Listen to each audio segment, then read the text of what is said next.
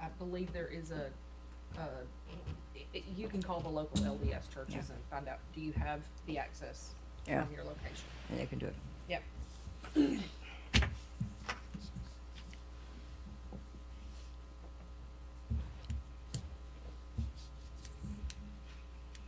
Feels like NASA. Countdown. Yeah. Echo. We're waiting.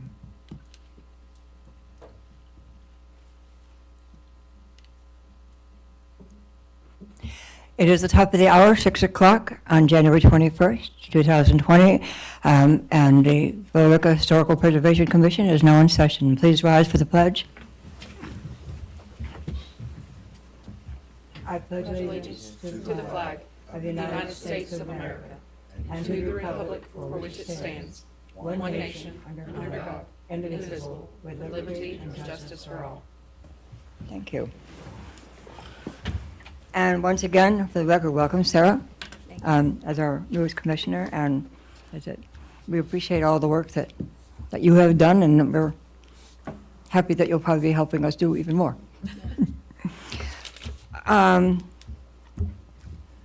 We need to adopt the agenda. Do I hear a motion?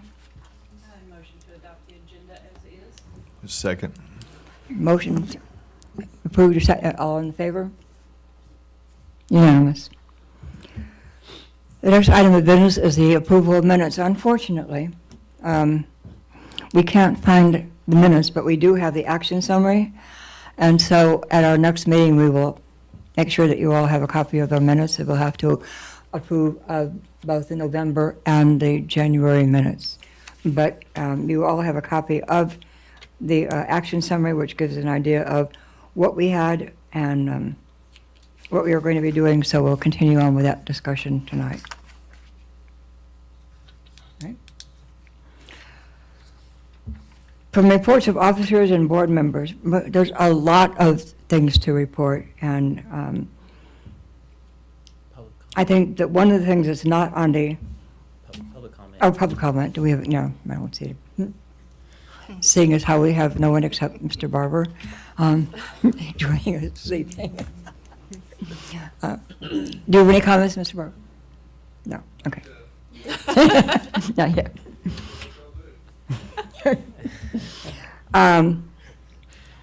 I showed all of you what I am donating to the library for that, and so again, I know we have a meeting before then, but if you're able to attend, please save March 2nd at our public library. Okay. What time? From 6 until 7 o'clock,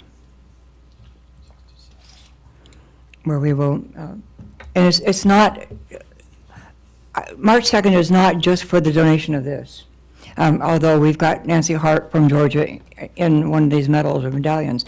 It is for Women's History Month, so it will be women, even current, who have done something important for America. Okay. Staff, Ronald? Yes. Good evening, everyone. So we have two things, actually, two updates that I'd like to give you. One is the update on our award application. If you remember, I submitted a award application a couple months ago. I'd say it was sometime in November. For an award with the state for our Historic Preservation Commission itself. That's who we decided to nominate. If you remember, you all voted to have the commissions themselves to be hopefully recognized by the state. And unfortunately, we did not actually get that particular award. They were looking for something specific this year. And they didn't really go into detail on our call. But they were looking for something relatively specific for this year's award. However, they did continue to say on the phone over and over again to apply next year, keep applying. Your application was great, everything was perfect, but we need you to apply next year.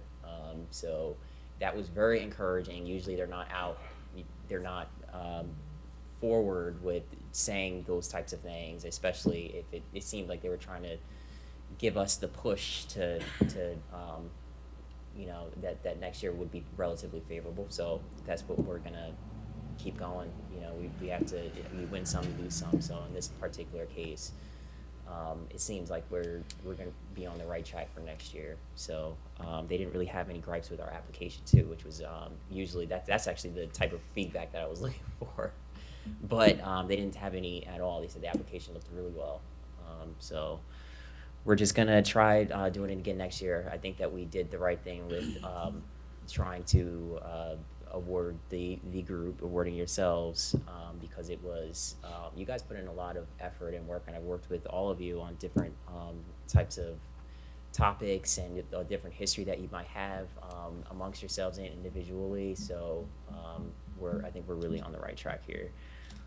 The second is we're expecting an application, finally. We're expecting an application, and this one would be coming from Uncorked.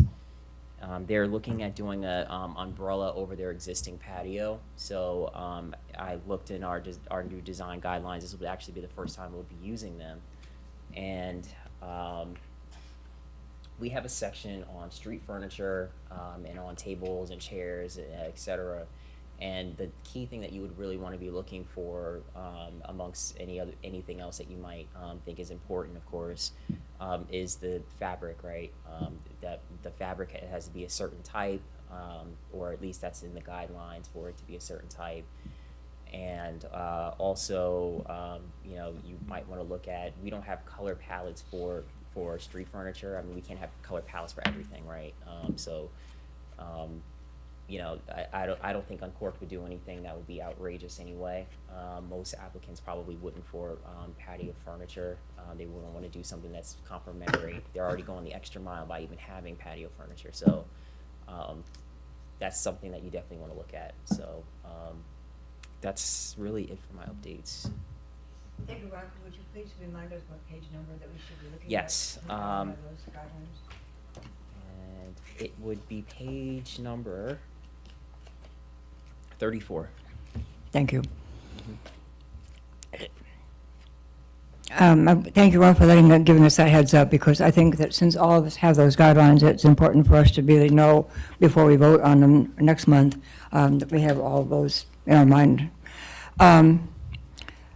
Ron, thank you so much for all of those things. And I think that writing the grant, even though we didn't get it, yeah, I think that because all of us went to the conference, and with you getting the national scholarship and you know, unfortunately, I guess me getting the one for the state, we have shown the state of Georgia that we are a viable force. Oh, yeah. And somebody to reckon with. Definitely. And I think that, you know, as I said, we've got a mighty commission here. So I think that we do have a push for it, and I'm glad that they kind of gave us that extra little endorsement. But thank you for all your hard work. We appreciate it. And if I could just tag on to that, the we definitely have a relationship now with the Historic Preservation Division.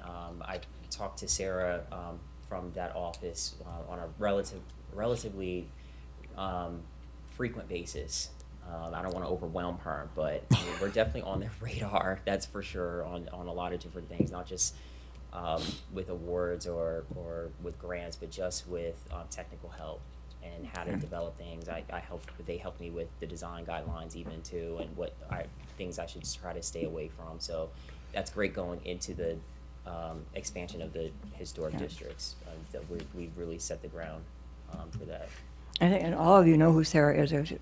But Sarah Rogers she's very good.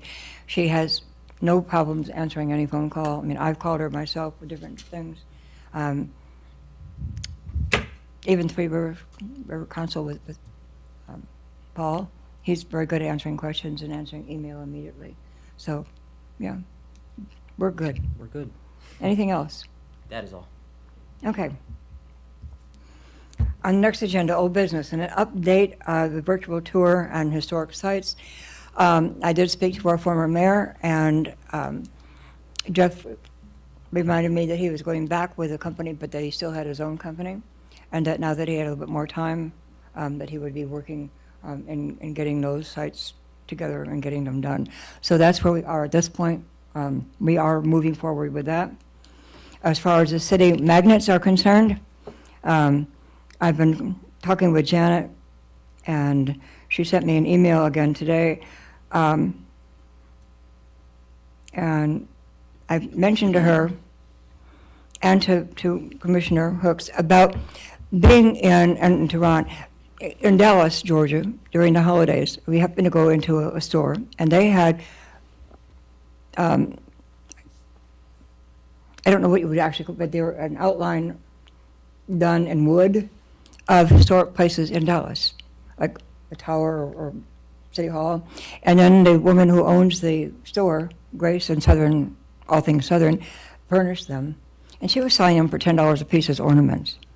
And so if we had somebody who was able to do that kind of wood cutting, it was really simple. We could get, just plain old balsam wood that you made the old airplanes out of, very, very thin, but neat.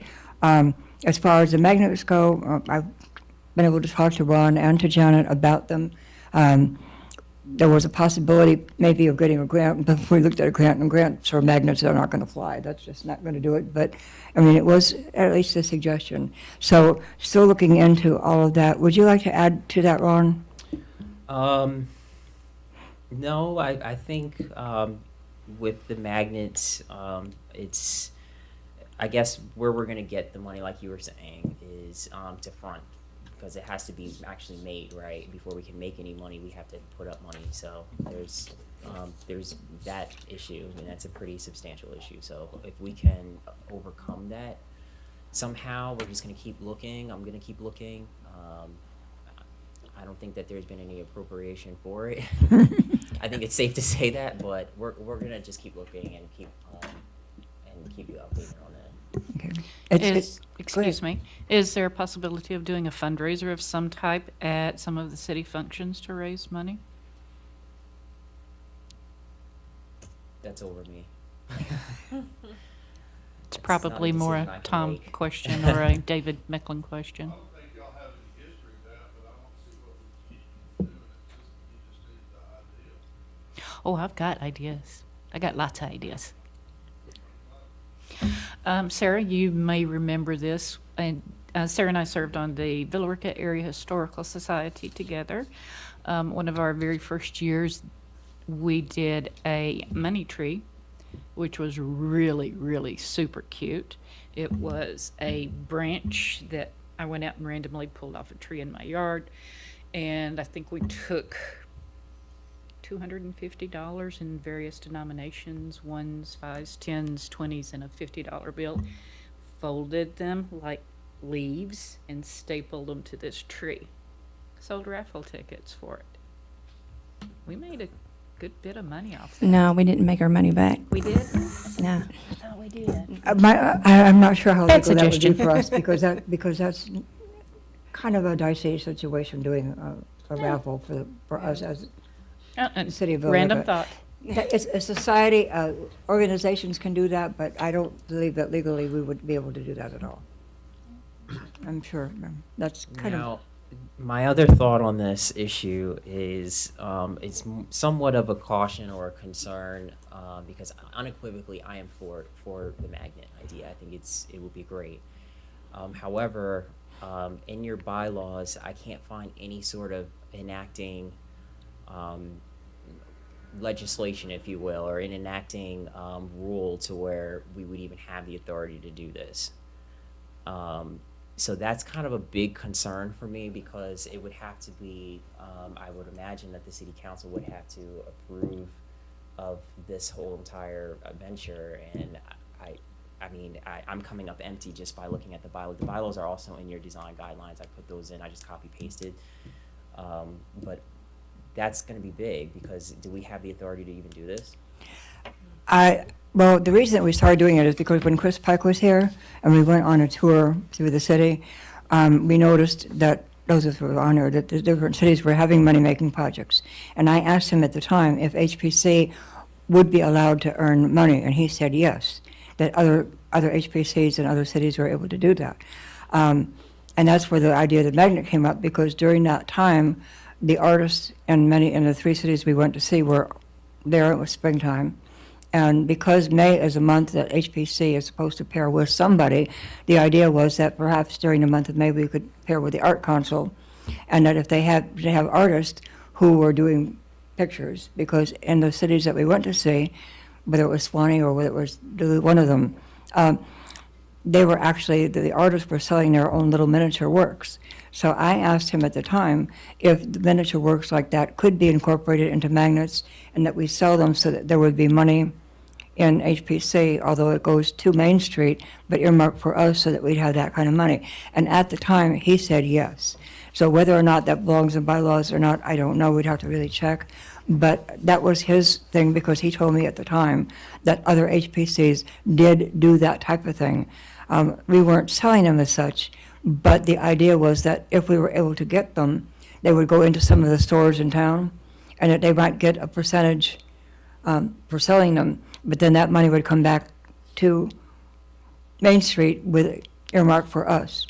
And that way, even a poster that said anybody buying them, that the proceeds would go toward Historic Preservation Commission to purchase whatever the plaques and what we had to have. So that was the way he couched it to me before he left. Okay. I just have to be sure if I have to sell this, idea to the city council coming up with these, with magnets or any type of fundraising Yeah. for a city commission. I feel like that has to be outlined somewhere in the powers that were granted to the commission. But I don't feel 100% confident that would be an easy. I think, again, the last conference that we went to, when you had HPC working with the people in the cemetery, there was money there that was procured by them in order to do what they had to do. So I think probably our best bet is to check with Sarah and Paul and see what they have to say, because they would be the ones who would know what the legal ramifications might be for us. I will do that. Yes. Okay. And David Macklin, of course, Yes. Or Sam, yeah. or Sam, yeah. Yeah. Okay. You want to tell us what your dad said as far as that? So yes, my father is a metal worker, and he has machines that can do those cutouts. So he's going to do a prototype sample of wood and metal. Hopefully he'll have it done by the next meeting in February, and then give us some idea of what that's going to cost.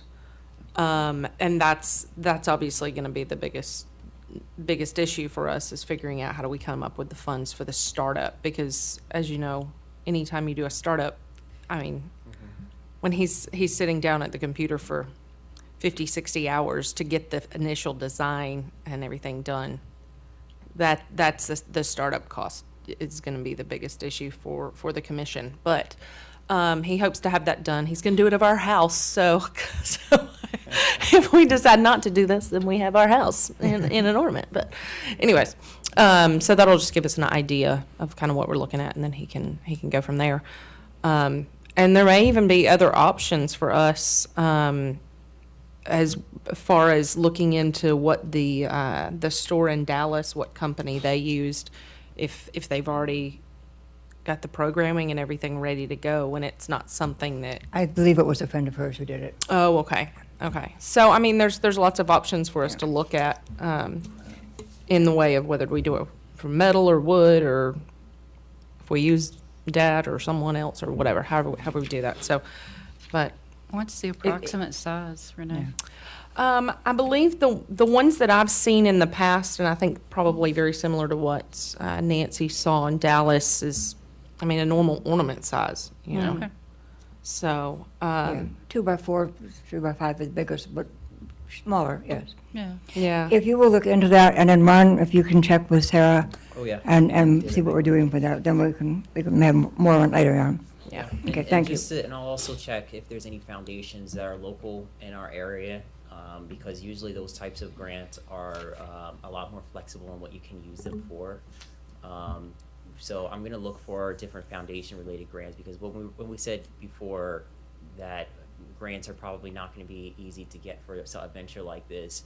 I was referring specifically to like government-related grants, but for foundations or something that's local, if anyone knows of any. Carol EMC does a very nice yearly grant for community-based projects. They donated to the Historical Society one time to the tune of $4,200. So that Oh, was pretty cool. Yeah, and I mean, it can really be the way that the grant application I would imagine I would write it would be in the sense of that we're creating a revenue stream, and we need to in order to create a revenue stream that would be self-sufficient, we need startup costs for that. So, Great. mhm, Okay, thank you. thanks. Okay, the next order of old business, which actually should probably be more new business. After the holidays, I got a call from Kirsten telling me that our city manager, Tom Barber, wanted me to come and look at some maps and things that they found in the attic. And unreal. Some of them are those that need to be preserved because they were older in the attic. But I had a chance to look at them. I think that it's really important because it shows the growth of the city, what it was and what it's getting to be now. So it is, in a way, historical. They are not written documents, they are maps. Some of the maps and things that were in there are not part of Billerica. I noticed that some of them were more Carrollton on the way, but apparently they were using those as ideas of where they were going to be going. So there are two big ones in City Hall, and then the others are there. But what that got me to thinking is this. When we take if we've traveled around the state, and even just outside of our state, going into the Welcome Station in Alabama, for example, we don't have a museum. And we need a museum that will at least house some of these things. I know that there have been a lot of ideas roaming around about what we could do or where we should be able to put these things. At the Welcome Station in Alabama, they have a whole room with posters and signs and pictures and what have you. When you go to Savannah, when you go to some of these other cities, they do have museums in there. Many of the museums that you see are small, but they're also in historic buildings, as we saw those of us that were at the conference who went to one of the older houses. They had that whole house, historic home, was a museum, and they had all those pictures in there, and that was a good thing. That's where we had the exhibit, the training on how to refinish holes in walls and things, the historic homes by the man who was from England. We see them in city halls, but our city hall is not big enough to have a museum in there. So I'm thinking about all the possibilities that we do have. I know that there has been ideas about using Wick's Tavern as a museum. But again, we're looking at cost, we're looking at restoration, we're looking at a whole lot of other things in there. So I'm kind of got this idea that as a commission, we need to be helping decide or think about how we could make or find some place to have a museum. Whether it happens to be restoring Jane's and that whole particular spot that obviously is being sold and whatever. I don't know what the cost of that is, and it does need restoration because it's bad. However, in the paper this morning, I've been following the restoration that's happening in Atlanta. I also belong to Georgia Trust, and they're doing budget restorations in here. There are a lot of restorations that need to be done. And on this one, it's a 160-year-old general store in Powder Springs that is in here. There are cities doing this. Do we have the funds to do it? Does the city have the funds to do it? Probably not. But we do need to find some benefactors and people who are willing to join with us to restore some of these things. The Wick's Tavern, for one thing, is now on our local registry. However, it needs restoration. We have other buildings that we've got on our historical list. The Conley Marchman House, that needs restoration, even though they're there. We've been fighting, or other people have been fighting for the Hart House. As I said, Hart House has some connection, albeit down the line, to Nancy Hart, who was in Georgia before she moved back to Kentucky and died. But at least it's there. And so we have a lot of things that I believe we can help fight for And I think that that's one of the charges that we have in our commission, is to take a look at what can we do to help. We don't need to just sit here and say yes or no to somebody else, but we're looking at historic preservation for the city of Villa Rica. Villa Rica has a lot of potential, and we need to be doing that. And so that's one of the things that I want us to be thinking about. If you have any ideas of some place that might be reasonable, that can be restored, if we find benefactors who would be willing to help do that on behalf of Historic Preservation Commission, that's what we need to be looking at. And so, thanks to Tom and calling us to look at those maps. I think it's part of our passion and being part of this commission to help in any way that we possibly can, to give ideas and to do some of those things. Any other comments? Yeah. I think I spoke to Tom before about the Marchman House. You know, we had plans for it to be a museum, and we have a benefactor. But again, the preacher's not budging, so kind of, even if you do have the money, you're not gonna, have the permission, basically. Yeah. Okay. Anyone else? All right, progress on the narratives and pictures and proposed to that. I am hoping that by the end of this month, thanks to Sarah's work and in doing the plot things, we have the pictures of Main Street as they are current, and we have pictures, thanks again to Sarah, of Main Street and what we have and logged into some of the sites for the city, what Main Street looked like. I spoke with Ron earlier and wanted to know about the feasibility of doing each building individually, and we came to the opinion that, yeah, we do need to have individual pictures right now, what they look like, so that he can write that up. As soon as we give this all together and we give him this, he can go ahead and follow the procedures so that we can then have the procedures that we have to follow as far as having our open meetings to the general public and putting it in the papers 3 consecutive days, inviting them to see what we want to do. And I think that we put the boundaries for Main Street to be from the corner of Uppercuts to the southern part of it there. For West Bankhead Highway? Yes. Okay. Yeah. Yes, it is. It's from Uppercuts and it goes all the way down to, if I'm not mistaken, I believe it goes all the way down to Westview Drive. Yeah. Yes, Westview Drive. So it will be the Main Street itself. And remember, we're concerned about the exterior of the actual frontage of the buildings and that size of it. So that's what we have. As well as streetscapes, yes. Yeah. Once we get that done and we get that approved and everything as a go on that, we'll be in pretty good state to then go ahead with our next project, which we've talked about, to increase our historic district, to include Fullerville and a few of the other things. Any other Ron? Yeah, just one quick thing. We would more than likely have to do door-to-door action as well. It's something, if you can remember from the 10 sites that we designated at that council meeting, it was that was a question that came up. So we want to make sure that we do that for any more historic preservation landmarking that we want to do in town. So we can make sure that we get out there, we talk to people, and I'll make sure I go down every store. It's a little tougher because these are rented stores, right? People don't actually live there, or at least the property owners don't actually live there. They rent them. So trying to get in touch with the property owners and have a face-to-face conversation will probably be relatively difficult, but we're going to give it a shot to try to get their attention. Yeah. And most of those buildings on that side are owned by Thomas Large. Right. And so that's going to take a block of them anyway, Yeah. which will help. He lives That- in that's Arizona now, is that correct? Yeah, Yeah. but he comes back and forth. I don't know if I could fly to Arizona, you guys. Yeah, Yeah, no, I no. have the same in Arizona. Okay. Yeah, yeah, I have that. Okay. Anyone else? One quick question. When we do get these old photos cataloged and, everything all great, what are we going to do with them at that point? And what are we going to do with the, With the photographs, what will we do with the photographs once we get everything tagged and marked and, in order?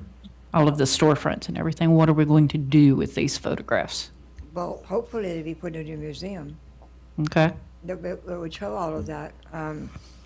Once we have a place to put them, yes. But we have to have the photographs in order to give it to the state and to show at the public hearing that we have. Because what they need to see is not only what it looked like during the time it was first built, but to show that there is some validity and continuity and saving of those same storefronts, that they have not been restored completely beyond recognition. So that's why we have to have the photographs. The individual stores, again, showing any changes that might have taken place. One good example, of course, is Berry Pharmacy. While it was restored initially, it didn't look like the initial one, but when they did the second restoration, they made it look exactly as it did before the explosion. So we need to show that there is that authenticity of keeping them exactly as they were, so that we can prove that it's historic. Also on that the pharmacy, John Bailey, who you met, worked there, and he said they did the design exactly the same layout of the inside was exactly the same. So, That's good to know. Okay. You can put that in a write-up. That's great. We will, I think and I thank you, all of you, I've heard from all of you, sending me emails about what you thought or talking to, and the more we talk to people, and the more we find out, the more interesting it becomes. It's almost like peeling the skin off an onion. One layer, and then all of a sudden there's something else that comes up, and then, with me, I get all these really weird ideas, and one thing makes me think of something else, and here we go, and I get really excited about it, so you'll have to excuse my excitement and enthusiasm for all of this. I have one more thing, Nancy. A secondary thought on what could be done with those photos. I mentioned a few months ago that I was going to do a little day trip, a weekend trip to North Carolina. I did. It was great. Had lots of fun. Very historic town, and they had on the outside of many of the buildings probably an 11 by 14 photograph of back in the day. Oh. These were sandwiched between plexiglass. I'm sure they were just UV protected paper, plastic, something. But they were really super cute. It showed everything from Model Ts all the way up to the 50s, when their main street pretty much, was set. But it was a really good idea. It is a brilliant idea. And I do remember seeing those in different places. In fact, right here in Villa Rica, if you all go to Leathers, which used to be at the truck stop, but at Leathers, they have pictures there of what it looked like when Toby's dad had Leathers. And so there are all those pictures of what that whole street looked like on 78. It's kind of a cool thing. So yeah, brilliant idea. Thank you, Kim. Is there any other new business? Old business. New business, again, welcome, Sarah. And you do have a notebook. I said, one of the things that we do have is all of us have our notebooks with all of our information in it. And again, make sure that you check your ordinances so that next month we will be able to vote logically and understand what's going on. And it will be given to us in a packet before we get there anyway, so you'll see pictures. All that comes to us, remember, so that we get a chance to look at it, not just the night of the meeting, but we will see that before. Is there anything else? Any other announcements? Motion to adjourn. No. Motion to adjourn? I move to adjourn the 1/21/2020 meeting at 6:33 p.m. Second. Moved in, all in favor? Motion